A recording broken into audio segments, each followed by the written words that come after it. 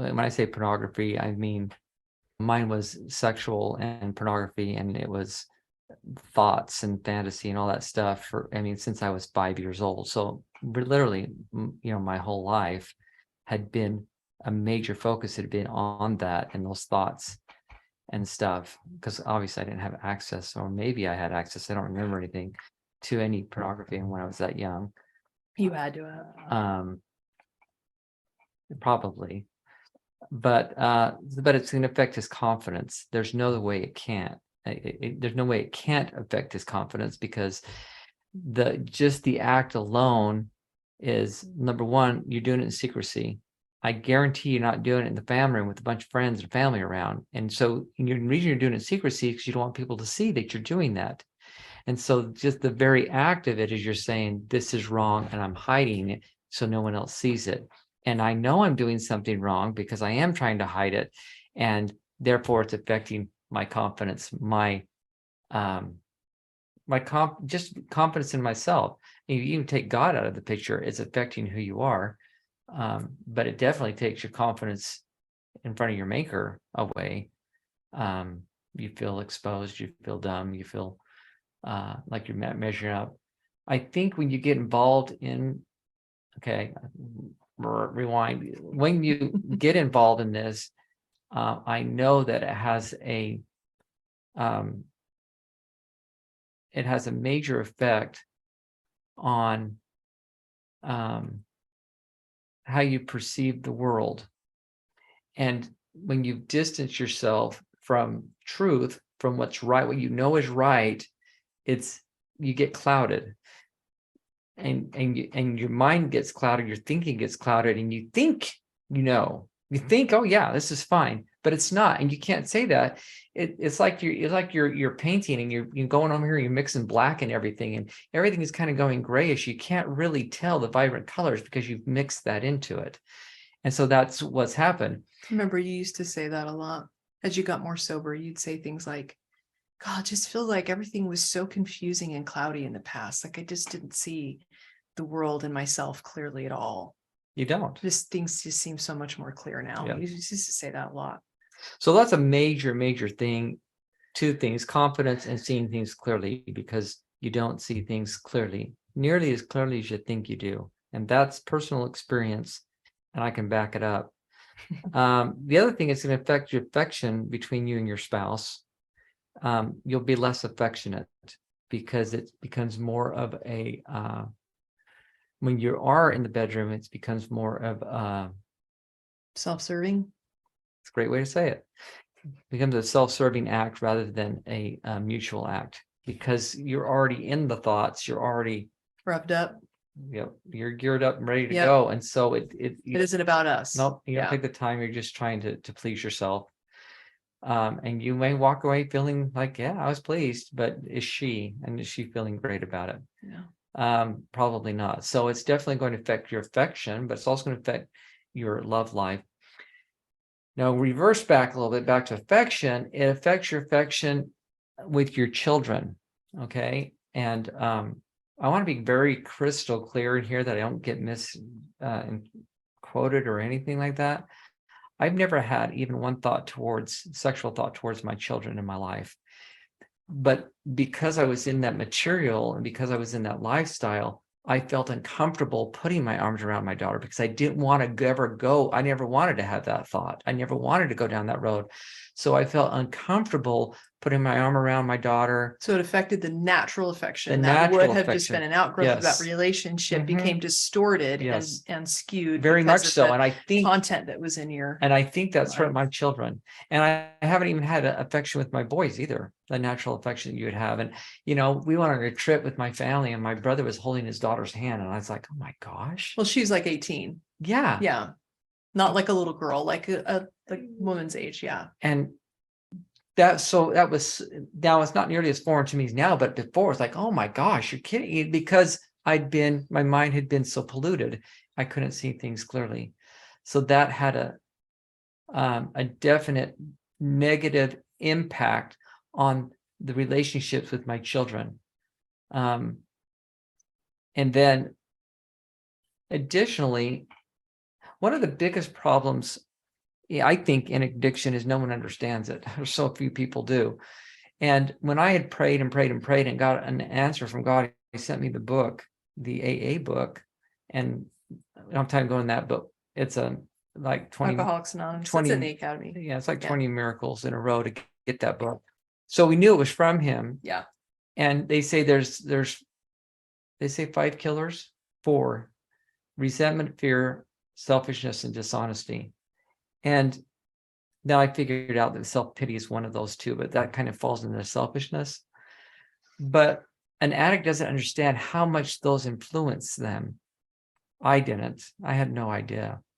And even after I got the book and was recovered and sober, I kept acting out periodically, thinking, not understanding why I was acting out again, and really quite confused. But then I would hide it even more. It was way less, but it was still happening. And then one day I confessed to Audrey, and she's like, "You're a liar." I was like, "No, I'm not." She's like, "You are a liar. You led me to believe and other people to believe that you've been sober." I said, "I've told them that I've relapsed." She's like, "You are a liar." And so it really sent me on this path of figuring out that and accepting the fact that I was a liar, and to be brutally honest. And that has been so difficult, or was initially, I should say. It was like, oh my gosh, it was probably the hardest thing I've ever done, is to be transparent, because I always want to look good. Okay.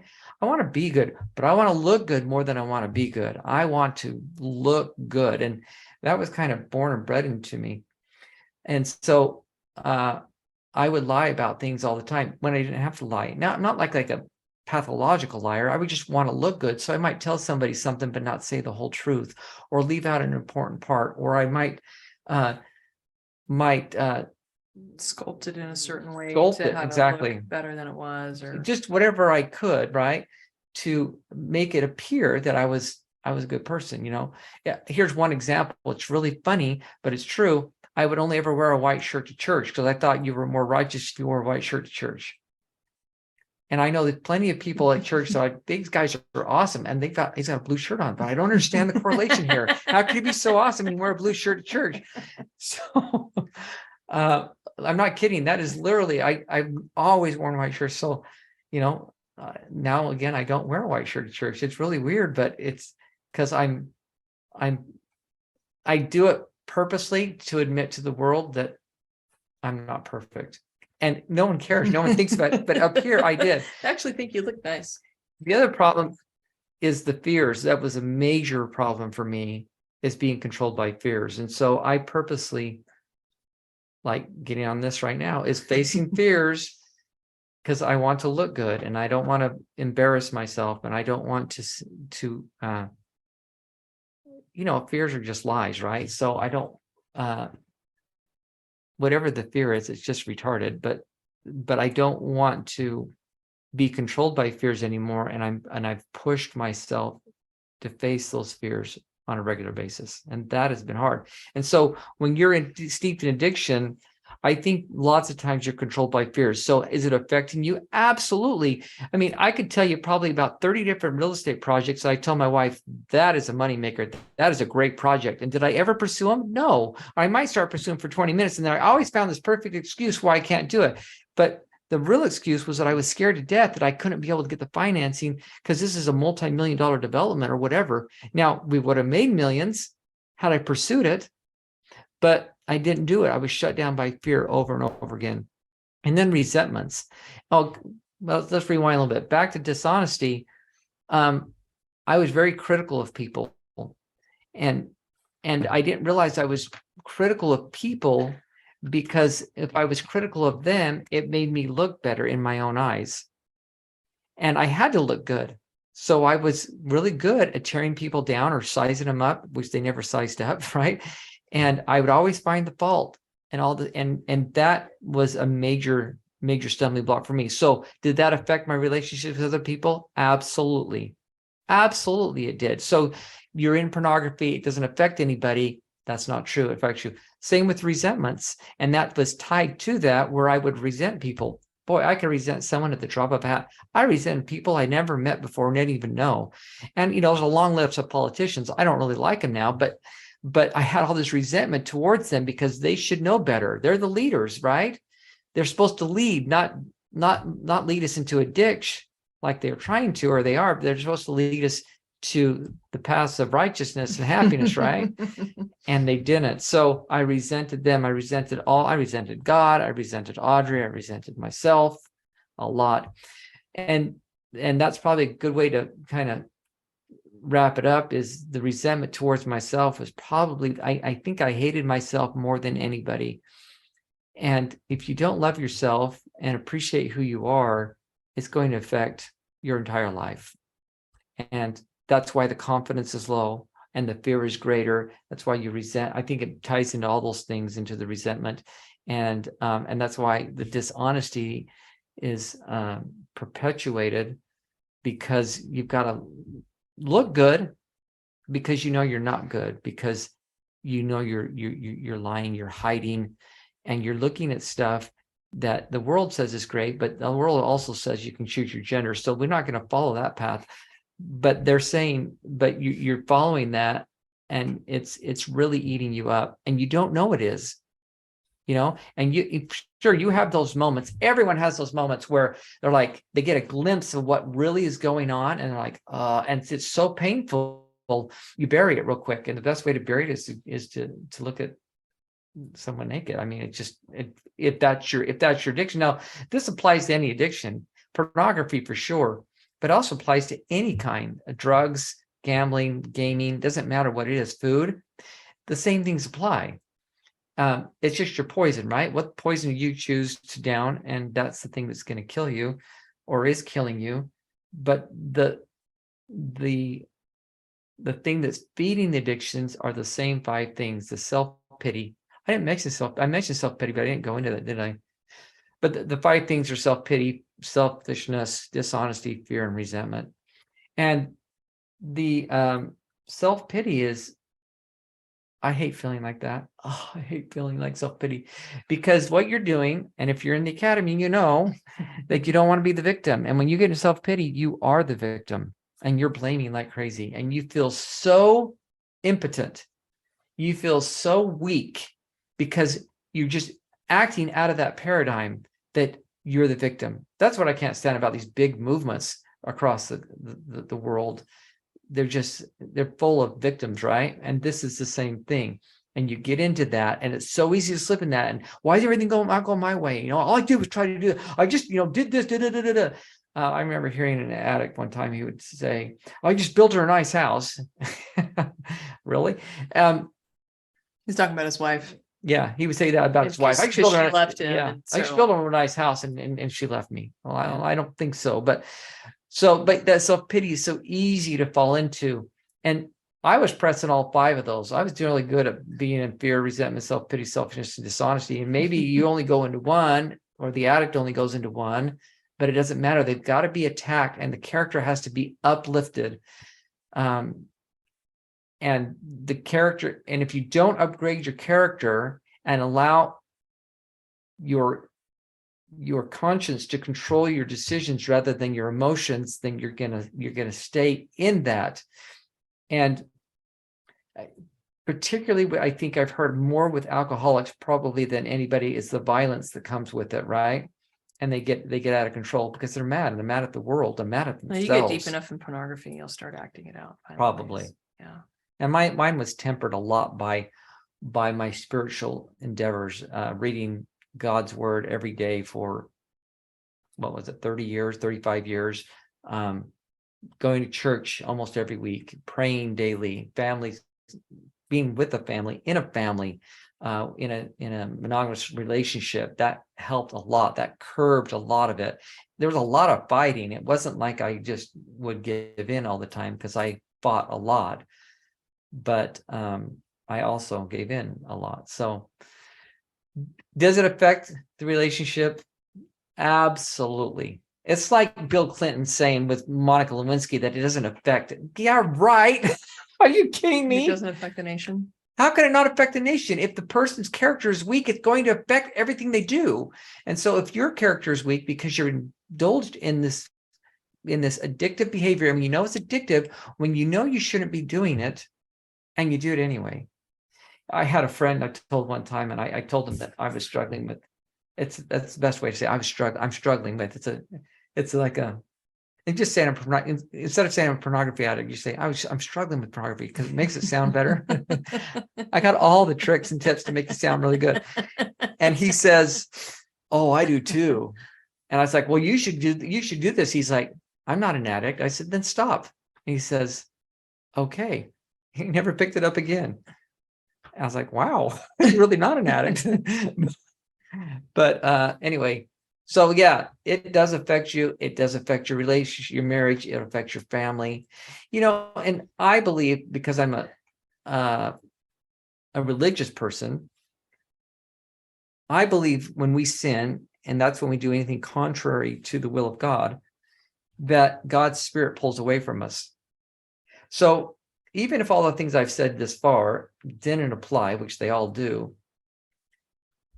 the distance you have from God, are you missing out on inspiration, on things that how you could help your spouse, or help your marriage, or help your family, or help do something good, but you're missing that inspiration because you've kind of, you've closed the window because of your actions, and you can't receive that needed vital to help you in your business, to help you in your job, to help you in your career, to help you in your other relationships, family relationships with your parents or your siblings or whatever. That is so needed to make the world better, to make the people that you have come in contact with every day, to make that better. And so that is another major way I think it can affect a relationship, a marriage. But the last thing I'll say is that the wife needs to make sure she needs to be like Audrey. She doesn't have to have all the beautiful, gorgeous blonde hair or anything like that. But what she needs to do is, I would recommend, is don't police him. Get your own stuff you want to do. Academy is a great thing to do, right? And do your own thing instead of hovering around him the whole time, worried about him. That's just going to drive you crazy. It's not going to help at all, I promise you. And he'll still act out. Oh, I've seen wives make it worse and drive themselves crazy. You can't fix it. Thinking that they can. You can't fix it. It's his desire. It's his willingness to submit, and God can fix him. God can heal him. I'm proof of that. And I know plenty of people with the group I go to. And by the way, I'm going to put a plug in for Celebrate Recovery. I've been in probably 4 different kinds of addiction recovery groups, and most of them were like attending a funeral. And Celebrate Recovery, you get up there. Now, yeah, you don't have to be a Christian to go, but they do actually introduce yourself, and you say, "I'm a grateful believer in Jesus Christ who celebrates recovery over blank." And it's anything for hurts, hangups, or habits. So there's people in there for anxiety, for drug addiction, pornography, sexual addiction, codependency, all kinds of things. And they're all healing because through the steps. And I believe that Christ is a great healer. And if you submit, then he will heal you. But there's a lot of them. And one guy I work with intimately, he's about 14 years recovery, and had the same issues I had. Well, he has some other ones too. But anyway, don't police your husband. That doesn't ever help, ever. And make sure you have your own thing, and then clean up your side of the yard, or the bed, or the house. All of them. Clean them all up. Yeah. It's so easy to point fingers, but I used to do some marriage counseling, and they would say it was 100% the husband's fault. And I was like, I remember one lady, she said, I gave a speech, and I talked about how the husband was so introverted and she was so extroverted. I mean, polar opposites. And she came up to me, she's like, "That's me. My husband comes home from work, and he goes straight to the garage. He doesn't even talk to anybody. And he's in the garage working all night, and then he comes to bed." And she's like, "Do you think I should leave him?" And I was like, "Oh." Have you ever talked to him? Like, I don't like you in the garage. I'd like to spend some time. She never even had that conversation. So you've got to be able to, you gotta grow. You got to become better. And the academy, again, I can't say enough about the academy, how life changing it is. And it really ups your game in your relationships and makes you a more powerful person. And so you want to do those things. So you're not in self-pity. So you're not in victimhood. So you're not, in blaming, right? That you're not being, what's the word I'm looking for? Where everybody thinks everybody else's fault. Not the boundaries. Women, you got to have boundaries. You got, and women struggle with that so much. I don't understand why, probably because I'm a man, but you've got to have boundaries and you've got to do them correctly. So you just have to study and you have to learn and you have to grow and become, and just love your husband to death and love him for who he is and all his great stuff, and then feel bad.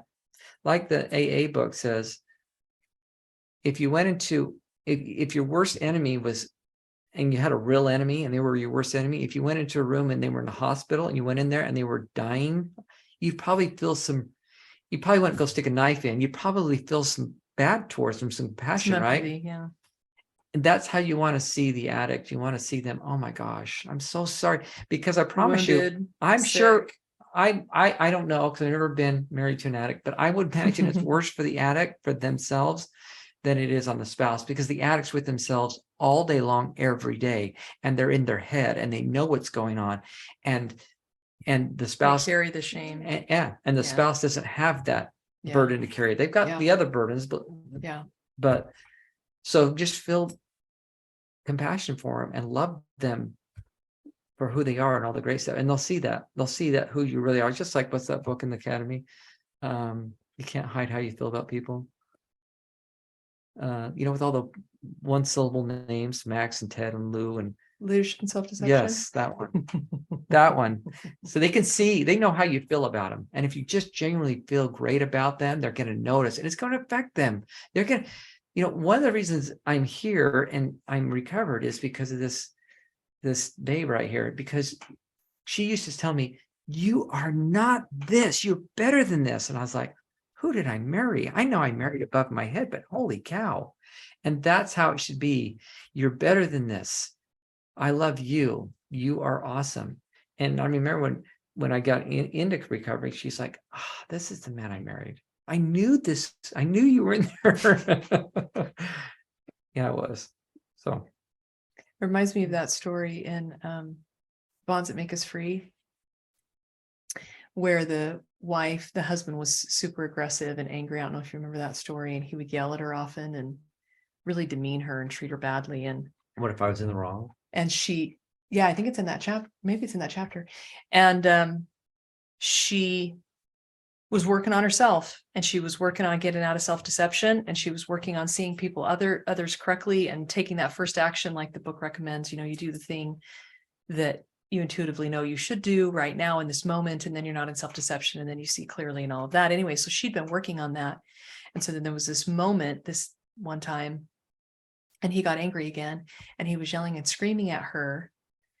And in that moment, all of a sudden, she saw the truth that he could only hurt himself, that he was really hurting himself. And all of a sudden, she said she felt this huge wave of empathy toward him and compassion that just, it's like the paradigm shifts in 7 Habits that Covey talks about so much. When we do the work like we're doing in the academy, to have the deep paradigm shifts, then we want to set goals. We want to manage behavior. Like, we want to be intentional, but much of the behavior shift that needs to happen comes as a result of the paradigm shift itself. So when we see differently, we just are different. Like, the behavior will just follow. And so, like with this woman, she just genuinely was different in that moment. And it was on her countenance. It was in her body language. It was in the words that she spoke. And she's like, I'm so sorry. You're in so much pain. And I just love you dearly. And it totally restructured their whole interaction immediately. Like everything was different in that moment because she was different. One of the things that we used to talk a lot about in So Blaine's has a marriage and family therapy degree, and he did therapy. We developed a course at one point for couples. And one of the things that he would often say is that, 1+1 is only 2 until 1 isn't 1 anymore. And so when one person in a relationship becomes more than 1, then the equation changes. And the other person in the relationship is forced to look at this new person that they're in this relationship with and to respond to that new person.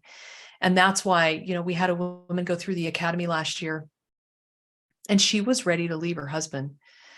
She'd been miserable in the relationship and complained about it for a long time to her extended family, and they all knew how unhappy she was. And after she'd gone through love of God and love of self, love yourself, she was really, really deeply changed. And somebody, anyway, the word got back to me that she'd had a conversation with someone that I knew, and they had said, well, how's your marriage? Because they knew her marriage had been poor. And she said, oh, it's going great. And this came as such a surprise to the person that was talking to her. They were like, well, what in the world changed? And she said, oh, well, it was the academy. She said, well, what about the academy? And she said, well, I learned that my husband can't meet my needs, and that I have to show up for myself and take responsibility for myself. And I realized that all these years I've been expecting him to show up a very specific way for me and to care for me in specific ways, and blaming and resenting him that he wasn't doing these things for me. And I've realized I'm the only one that can do those things for myself. And she just kind of took charge of that personal power that she had, and learned to see him in new ways and see herself in new ways, and the relationship healed. So there's a lot of power that women hold. And what I see a lot is women who horribilize it. So they take this behavior. There's a mini lecture in that course that we built called Your Spouse is Not the Enemy. And I actually go through Paradise Lost by John Milton and talk about how they're in the garden and they're having a great time and everything's going well until Eve takes the fruit, and then she's different, and then Adam's different, and then they are at each other's throats. And the truth is that Adam's not the enemy and Eve's not the enemy. Satan is the enemy. And so just to try to reinforce that concept that Blaine brought up, that your spouse is not the enemy, the addiction is the enemy. Leaning into self-destructive behaviors because of spiritual, emotional, mental weakness. It's really, and that is why those who understand it, I mean, even like someone like Jordan Peterson, who's his mainstream and won't even tell anybody if he actually really believes in God or not, will say, I heard him say it again recently, we know that alcoholism, he studied alcoholism extensively. It was his doctorate program.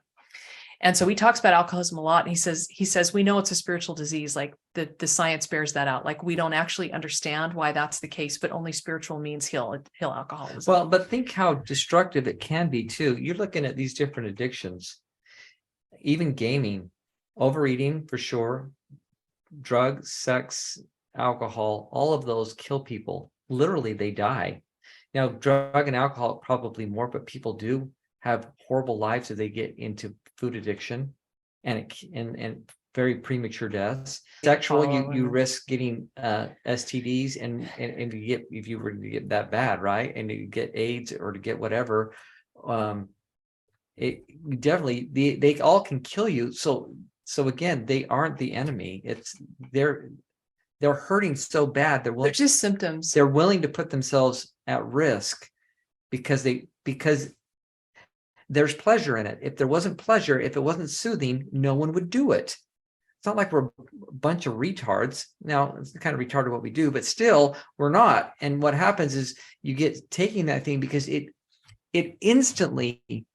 the shortcut. This is what will happen. It's the shortcut to the emotion I would fall into self-pity or fear. Something would happen. And if it was a huge one, I would go. The second I thought of getting on the internet, I just felt a wave of peace. I was like, That's it. I had to. That will make me feel better. And I felt better instantly, and then when you're done, you feel worse, right? And then the cycle, and then I feel worse about myself, and then it perpetuates and it just keeps going.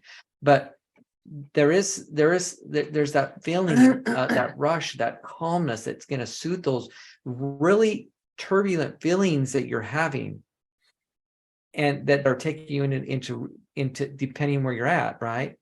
Takes you into risky activities. Now, the one thing we haven't talked about is that I don't know the stats, but I know it's high enough that people need to really pay attention. But the guy that's looking at pornography, he says it does not affecting, I guess, his relationship with his wife and his kids, but it's also affecting relationship with the person on the video. Audrey just watched a thing, and it was a porn star who turned pastor, and he was in the industry for how long? 6 years. In 6 years, he saw 30 people OD or kill themselves. So when we're watching that stuff, we're contributing to the problem. We're contributing to these people ruining their lives. And you think, well, God, it's so pervasive. How would I do it? It doesn't matter, right? If you get on, you are supporting that industry. I don't pay for it. You get on, you're supporting the industry. You're showing that there's demand. Yeah. And so if you get Every off, click shows that there's and you demand. get off, And great. that's what Then they listen to. There's demand. Your conscience can be clean that you're not supporting the industry, and you're not aiding to these problems for these poor people that have got involved in this and been deceptively. And I watch a channel now and sure. again called Soft White Underbelly, and he interviews a lot of homeless people and actually a lot of sex workers. And I've actually been in this kind of content a lot the last year or so, really in depth studying sexual revolution and stuff. And anyway, so he interviews a lot of these people, and almost without exception, I mean, maybe 1 in 50, maybe 1 in 25, talk about a normal, whole, well-balanced home life, childhood. And he said himself, I saw in an interview where he specifically, and he's done hundreds of these now, he says, well, we know they're broken. We know that the sex workers are broken. It makes sense. You said 1 in 25 came from a normal thing. Yeah, healthy home. So 24 or 25 came from a broken home. Yes. Yeah. And so he made the comment, he's done hundreds of these interviews, and he made the comment, well, we know these people are broken. We know that they've been abused, neglected, taken advantage of, that they're the weakest link in society, and they're trying to make a living, make sense of their lives, justify their behavior by being sex workers. And a lot of unhealthy people are trying to normalize it. But at the end of the day, in terms of just like what you're talking about, the industry itself is predominantly made up of those. And even this guy who talks about his experience, his mom was 16 when she had him. She had good grandparents. His children took his grandparents and his mom took him to church. They tried their best. He didn't have a father figure in his life, but he entered the industry because he was so desperate for affirmation, so desperate to feel important. And he talked about how it's one compromise after another. He says everyone that enters the industry goes in with a "I will never do this" list, and it helps them feel better about the compromises they're initially making going into the industry. He says, every girl especially does that. And what happens is that she has a rise of fame or notoriety for a time, and then that fades. Her fame fades, and she can't get as much work, and she can't get paid as well. And so her agent will come back to her with this list and say, if you'll do this next thing on the list, you'll get paid more, your fame will go up. And she fights that, and then she compromises. And eventually, he says he saw many of these girls make it all the way through their "I will never do this," and that's when the ODs and the suicides really begin. And he was actually miraculously saved. He was on his way home to commit suicide. He had his whole suicide plan in place, and there was a moment that triggered a thought that caused him to call his mom that helped him not kill himself. And so the destruction on the other end of what's happening in pornography is very, very real. And that's why, these therapists, even religious therapists, I'm just quite honestly disgusted often when they try to talk about how it's very normal and natural, and that couples should do it in their marriage and it will help their love life and all these kinds of, I just think that It will do the exact opposite. they It must will not hurt the have, life. they must not have done their homework at all. They must not know any of the statistics. They must not know what goes on in the pornography world.